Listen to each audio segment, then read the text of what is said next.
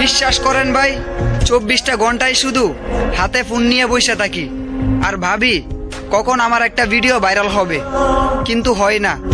ওই যে ছোট ইউজার।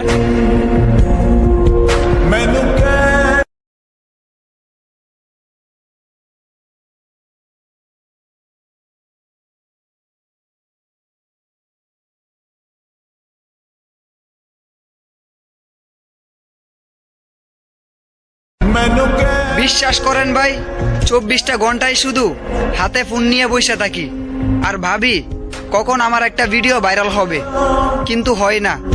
ওই যে ছোট ইউজার।